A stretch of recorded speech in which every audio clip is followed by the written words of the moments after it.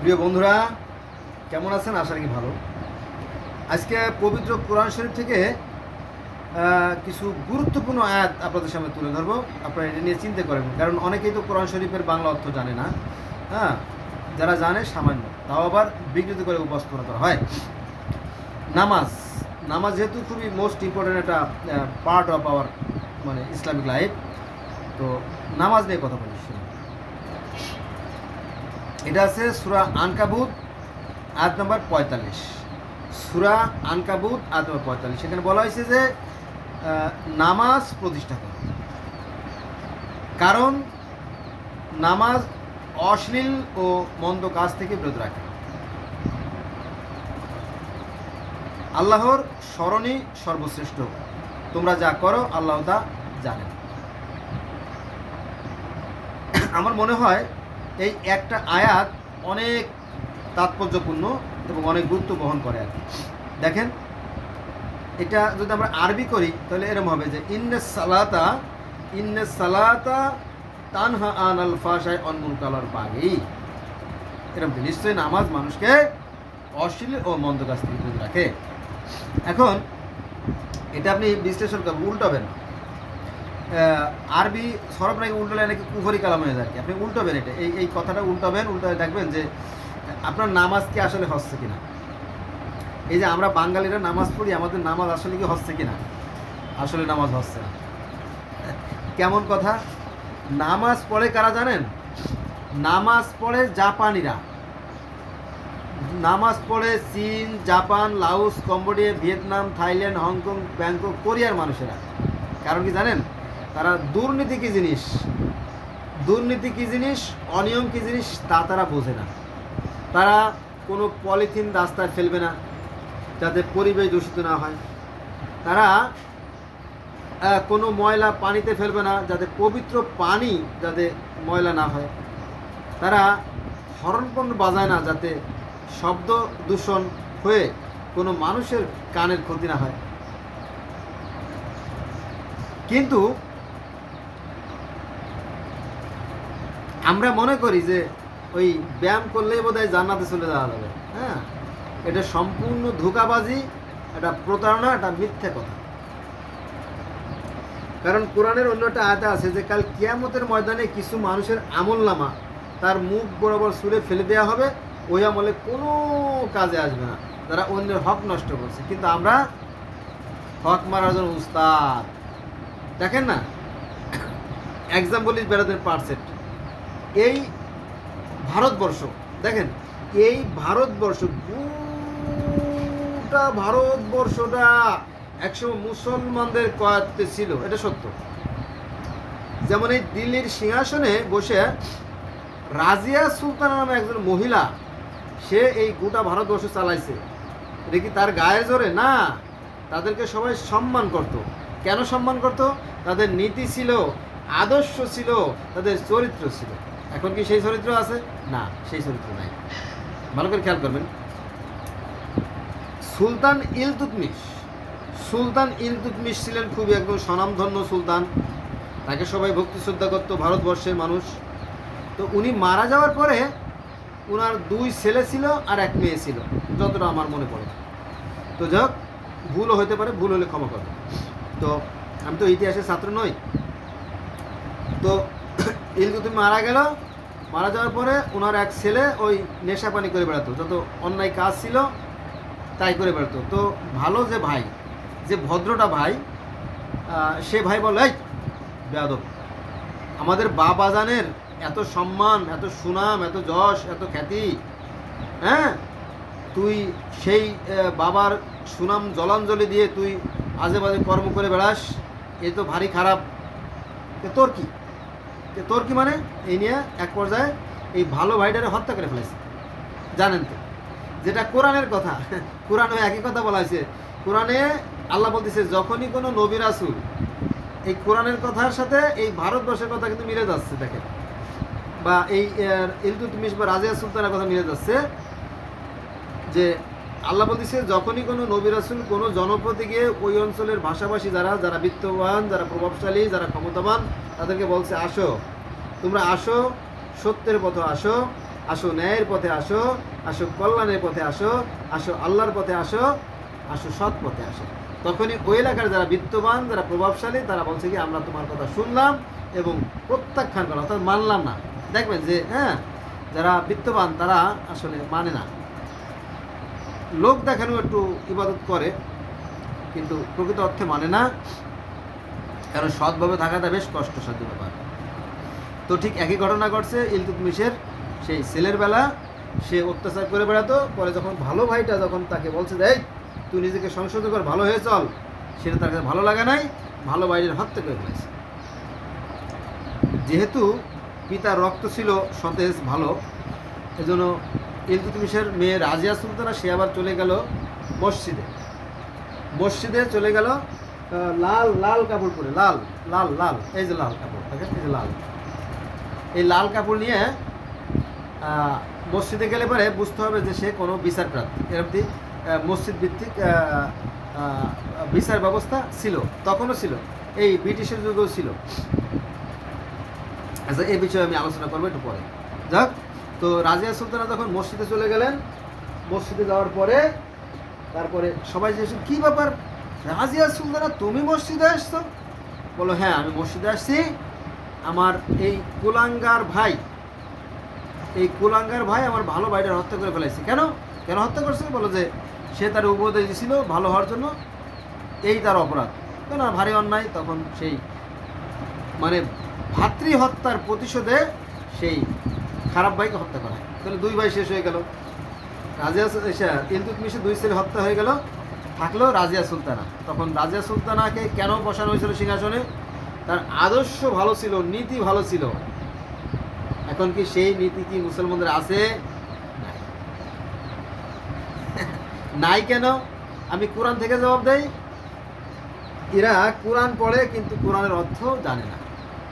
বর্তমানকালের যে আলেম, বর্তমানকালের যে মাদ্রাসা ছাত্র, এরা রাজনীতি করে, এরা ধর্মনীতি কি ওরা বোঝে না, ওরা কোরআন বোঝে না, ওরা জানে না। কারণ কোরআনে বলা হয়েছে যে তোমরা ধর্ম নিয়ে বাড়াবাড়ি করো না, ধর্মের ব্যাপারে কোনো বাড়াবাড়ি নাই, এমন কোনো জনপদ নাই আমি তাদেরকে তাদের ভাষায় প্রতিফলন করি নাই। হ্যাঁ, আর কথার জবাব হবে কথার দ্বারা, মানে কোরআনে আসছে আয়াতের জবাব হবে আয়াতের দ্বারা। কিন্তু দেখা গেল যে একজন লোকে একটা বাজে কথা বললে তার কল্লা কেটে ফেলে, তার আগুনে পোড়ায়, তার ঘরে আগুন লাগাই দেয়, এগুলো কিন্তু কোরআন বিরোধী, মানে ইসলাম বিরোধী কথা। নবী মোহাম্মদ সাল্লাল্লাহু আলাইহি ওয়াসাল্লাম এগুলো শিখান নাই, কোরআন এগুলো কথা নাই। তবে মানুষকে ক্ষমা করবা, মানুষ যদি অন্যায় করে, যদি ভুল করে তাকে ক্ষমা করে দিও, ঠিক আছে। আরও আছে গুরুত্বপূর্ণ কিছু আয়াত আছে কোরআন শরীফে, যে তোমরা অন্য ধর্মের দেব দেবীদেরকে তুচ্ছ তাচ্ছিল্য করবে না। কোরআনের আয়াত, কিন্তু ওরা কিন্তু মাদ্রাসায় পড়ে কিন্তু কোরআনের কিছুই জানে না, খালি মনে করে যে এই দাড়ি টুপি মাথায় দিলেই বোধহয় আমরা জান্নাতে চলে গেলাম। হ্যাঁ, এরকম মনে করে, আসলে তা না। বলা হয়েছে যে অন্য ধর্মের দেব দেবীদেরকে তোমরা তুচ্ছ তাচ্ছিল্য করবে না, কোরআনের আয়াতের কথা। কিন্তু আয়াতটা যদি আপনারা জানতে চান তাহলে আমি বের করে দিতে পারি। এরকম আর যদি কেউ অন্যায় করে ফেলে তাকে ক্ষমা করবা, এগুলো কোরআনের শিক্ষা। কিন্তু আজকাল এই ধর্ম নিয়ে বাড়াবাড়ি করার কারণে সর্বনাশ হয়ে গেছে আমাদের এই ভারতবর্ষ ভেঙে পাকিস্তান, আফগানিস্তান, বাংলাদেশ, মায়ানমার, ভুটান, মালদ্বীপ, শ্রীলঙ্কা, কাশ্মীর বহু টুকরো ভাগ হয়ে গেছে শুধু এই ধর্মের কারণে। ওরা ধর্ম জানে না, বোঝেও না, শুধু আমারটা বড়, এই কারণে ধর্ম শেষ। বোঝা গেছে বিষয়টা? ধর্ম পৃথিবীর সবার জন্য এক, কারণ সৃষ্টিকর্তার বিধানে কোনো পরিবর্তন, এটাও কোনো একটা আয়াত। তোরা ধরা জানে না, এগুলো ধর্ম না, এগুলো ভণ্ডামি, এগুলো হচ্ছে সম্প্রদায়। তাহলে আমরা শুরু করছিলাম নামাজ থেকে, যে নামাজ প্রতিষ্ঠা করো, কারণ নামাজ অশ্লীল ও মন্দ কাজ থেকে বিরত রাখে। আল্লাহর স্মরণই সর্বশ্রেষ্ঠ স্মরণ। স্মরণ মানে কি? নামাজ শব্দের অর্থ স্মরণ বা সংযোগ বা যোগাযোগ। তোমরা যা করো আল্লাহ তার দামে, আল্লাহ কিন্তু সব দেখেন, আল্লাহ সব বোঝেন। আল্লাহর ইচ্ছে ছাড়া একটা গাছের পাতাও নড়ে না, আর আল্লাহর ইচ্ছে ছাড়া একটা বালুকণাও নড়ে না, সবই তো জানেন, তাই না? তাহলে আপনারা এই পণ্ডিতি কে দেখালো? এই পণ্ডিতি করতে যায় আজকে এই সর্বনাশ। এই দেখেন ফিলিস্তিন, ফিলিস্তিন ফিলিস্তিনে পণ্ডিতি করতে যায় সর্বনাশ হয়ে গেছে, তাই না? জাকির নায়েকের মতো লোক যদি মিথ্যে কথা বলে, জাকির নায়েকের মতো লোকে যদি মিথ্যে কথা বলে, জাকির নায়েকের মতো যদি মানে একজন এত বড় পণ্ডিত লোক যদি মানে এক পেশে কথা বলে, তাহলে জগতে আর কি থাকলো? তো জাকির নায়েক কি বলছে একটু বলেন না ভাই, শুনি। তাই বলবো, জাকির নায়েক সাহেব বলতেছিল যে 1947 সাল বা 1948 সালের আগে এখানে কোনো ইসরায়েল নামে কোনো রাষ্ট্রই ছিল না। আরে বাবা, ইসরায়েলি রাষ্ট্র তো ছিল না, এটা আমরাও জানি। কারণ আগেকার দিনে আজ থেকে 25 লক্ষ, আজ থেকে 30 লক্ষ বছর আগে তো কোনো মানে কোনো দেশই ছিল না। মানুষের যেখানে মন চাইতো সেখানে সে যাইতো। আজকে সে ভারতবর্ষে আছে, এখানকার পশু টশু সব খাওয়া হয়ে গেছে, বা পশুরা ভয়তো ওই অঞ্চলে আসে না, তারা অন্য একটা অঞ্চলে চলে যেত। মায়ানমার চলে গেছে, মায়ানমার থেকে চীনে চলে গেছে, চীনের থেকে রাশিয়া চলে গেছে, রাশিয়া থেকে আমেরিকা চলে গেছে, তাই না? যখন মন চাইছে যেখানে সেখানে তারা ঘুরে বেড়াতো, ভিসা ছাড়া ঘুরে বেড়াতো তখন, তাই না? তো সমস্যা কোথায়? তখন তো কোনো রাষ্ট্রই ছিল না। যখন রাষ্ট্র ছিল না তখনও কিন্তু এই ইহুদিরা কিন্তু এই ফিলিস্তিনে বসবাস করত, জানেন তো, তাই না? পুরা হাজার হাজার বছর আগে এখানে বসবাস করতো। আমি যেটা বলতে পারি যে আজ থেকে 6000 বছর আগে, আজ থেকে 6000 বছর আগেও ইহুদিরা এই ফিলিস্তিনে ইসরায়েলেই বসবাস করত। তখন তাদের নাম ইহুদিও ছিল না, মুসলমানও ছিল না, তখন তারা ছিল কি জানেন? জেবুসাইড গোত্র। আজ থেকে 6000 বছর আগে এখানে যে জাতি গোষ্ঠী বসবাস করত তারা ছিল জেবুসাইড। তারা সেই অস্তগামী সূর্যের পূজা করত, সালামের পূজা করত। তারপরে কালের পরিক্রমায়, সময়ের পরিবর্তনের সাথে সাথে সেই পূজা চেঞ্জ হয়ে গেল। তখন মানুষ আর সূর্যের পূজা করতো না, তখন সূর্যকে তারা অন্যভাবে ইঙ্গিতে তাকে ঈশ্বর মানত। যেমন পবিত্র কোরআন শরীফের সূরা নূরের 35 নম্বর আয়াতে বলা হয়েছে আল্লাহ হচ্ছে আকাশ ও পৃথিবীর জ্যোতি। আল্লাহ যদি আকাশ ও পৃথিবীর জ্যোতি হয় তাহলে সেই নক্ষত্রকেই বোঝায়। শামস মানে সূর্য, সামান মানে সূর্য, একই তো কথা। সালেম মানে সূর্য, এই তো একই তো। অথচ এইগুলো নিয়ে বিস্তর ব্যবধান সৃষ্টি করা হয়েছে, ঠিক আছে? এই রহস্যগুলো সাধারণ মানুষ ধরতে পারে না, বুঝতে পারে না। আমি যেহেতু জগতের বিভিন্ন ধর্মের ছাত্র, আমি বলতে পারি আজ থেকে 6000 বছর আগে সেই সূর্যকে এই জেরুজালেম ফিলিস্তিনের মানুষরা বলতো কি? সালেম। আর ব্যাবিলন, মিশর, এই সমস্ত অঞ্চলের মানুষেরা বলতো শামাস। আর মিশরীয় ধর্মের লোকেরা বলতো রা, মানে সূর্য।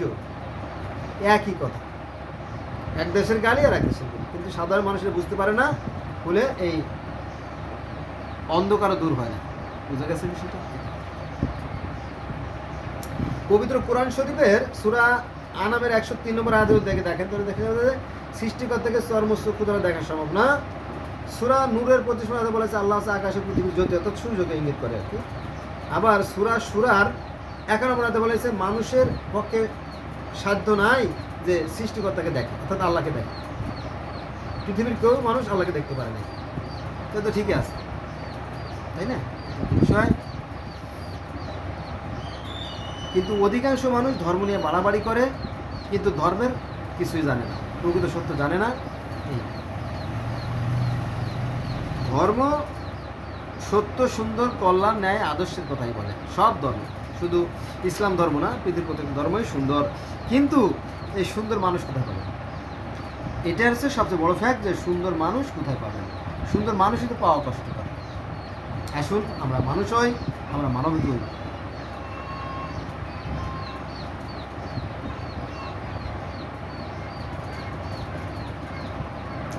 আমরা আর একটা আয়াত চলে আসছে, আর একটা আয়াত দেখেন যে সকাল ও সন্ধ্যায় আল্লাহর পবিত্রতা ও মহিমা ঘোষণা করো।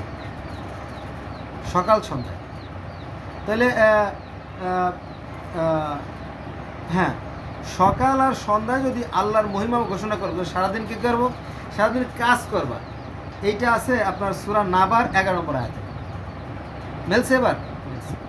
তাহলে আমি সকাল থেকে ঘুম থেকে উঠবো, উঠে আল্লাহর নাম স্মরণ করে কাজে চলে যাব, কাজ শেষ করে আমি কাজের অবসরে দুপুরবেলা আল্লাহকে স্মরণ করব, আর সন্ধ্যার সময় যখন ফিরে আসবো বাসায় তখন আবার আল্লাহকে স্মরণ করব। তাহলে আমরা দিনের দুই প্রান্তে সৃষ্টিকর্তাকে স্মরণ করলাম, আর দিনের বেলা নামাজ পড়বো, কাজ করবো, কাজ।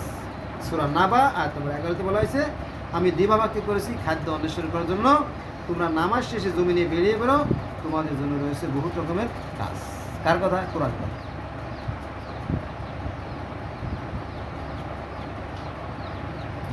এবার আসেন আর একটা গুরুত্বপূর্ণ আয়াত কোরআন থেকেই। আল্লাহ বলেন যে পূর্বে যারা অতীত হয়ে গেছে, অর্থাৎ আগেকার দিনে যে সমস্ত মানুষেরা পৃথিবীতে এসেছে বা নবী রাসূল এসেছে তাদের কথা বলা হয়েছে, যে নিশ্চয়ই পূর্বে যারা অতীত হয়ে গেছে তাদের এই বিধানই ছিল,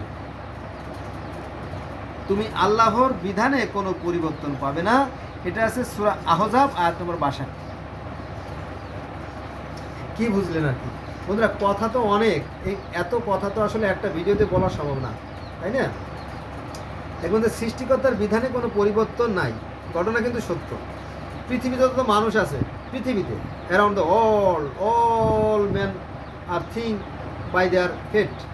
পৃথিবীর প্রত্যেকটা মানুষ তাদের মাথা দিয়ে চিন্তা করে, পৃথিবীর প্রত্যেকটা মানুষ তাদের চোখ দিয়ে দেখে, পৃথিবীর প্রত্যেকটা মানুষ তাদের নাক দিয়ে ঘ্রাণ নেয়, পৃথিবীর প্রত্যেকটা মানুষ তাদের দাঁত দিয়ে চিবিয়ে খায়, পৃথিবীর প্রত্যেকটা মানুষ তাদের মুখ দিয়ে কথা বলে, তাই না?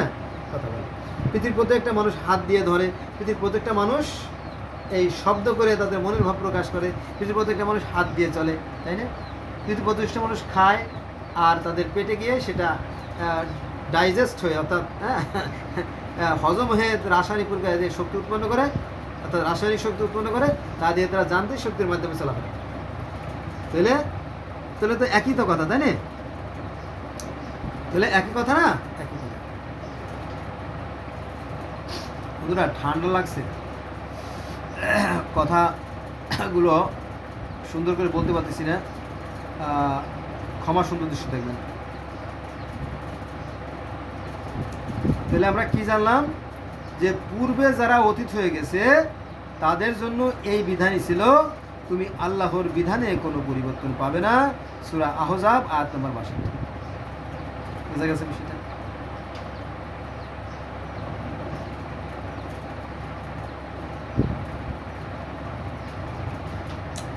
এবার 17 মিনিট। এবার একটা গুরুত্বপূর্ণ আয়াত আলোচনা করব। আল্লাহ বলে যে যখনই আমি কোনো জনপদে সতর্ককারী প্রেরণ করেছি। সতর্ককারী কারা? যারা নবী রাসূল, তারাই তো সতর্ককারী, তারা হচ্ছে শ্রেষ্ঠ মানুষ। যখনই আমি কোনো জনপদে সতর্ককারী প্রেরণ করেছি, সেখানকার বিত্তশালী লোকেরা বলেছে, তুমি যা নিয়ে এসেছো আমরা তা প্রত্যাখ্যান করি। সূরা সাবা আয়াত নম্বর 34। বোঝা গেছে বিষয়টা? তো ক্ষমতায় গেলে মানুষ আর মানুষ থাকে না, সে একটা অহংকারের ভাণ্ডে পরিণত হয়ে যায়, ফলে তার ধ্বংস অতি আসন্ন হয়ে যায় এবং পরিণতি খুব খারাপ হয়ে যায়। যেমন প্রধানমন্ত্রী শেখ হাসিনা যখন ক্ষমতায় ছিলেন, ক্ষমতায় তো 15-17 বছর থেকে উনি মানে হুঁশ হারিয়ে ফেলাইছেন। উনার ওই সুযোগে যে সমস্ত ছিল, যেমন সংসদ ভবনের যে দক্ষিণ পাড়ার যে মসজিদের ইমাম ছিল, ওর নাম আছে সিরাজুল ইসলাম, ওকে আমি ব্যক্তিগতভাবে চিনি। জাতীয় সংসদ ভবনের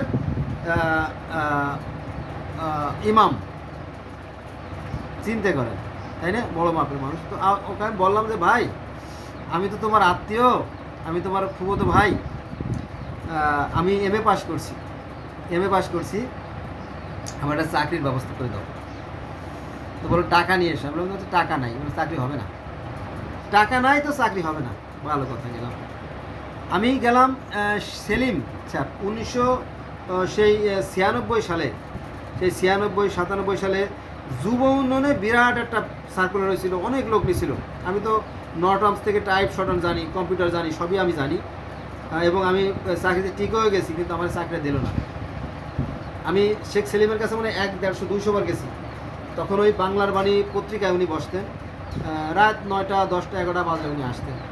তো তখন কিন্তু এখন যে গাড়ি পাওয়া যায় সারা রাত, তখন গাড়ি পাওয়া যেত না, গাড়ি পাওয়া যেত না।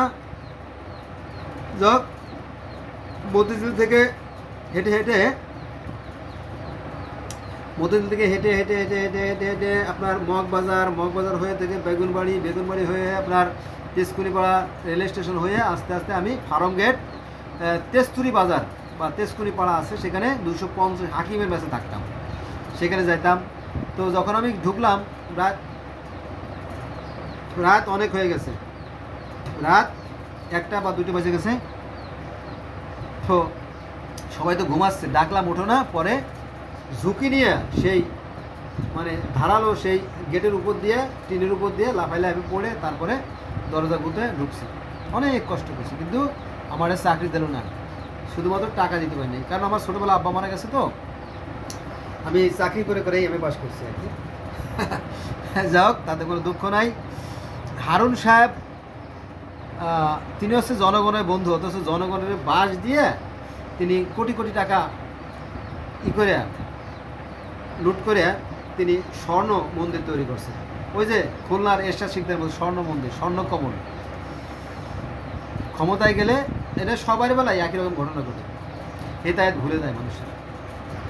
আবার এখন যারা সমন্বয়ক, তারা এখন রাজনৈতিক ক্ষমতা তারা লুটতে চায়। হ্যাঁ, এই জন্য দেখো যে বিএনপির মতো দল যদি থাকে তাহলে আমাদের সর্বনাশ।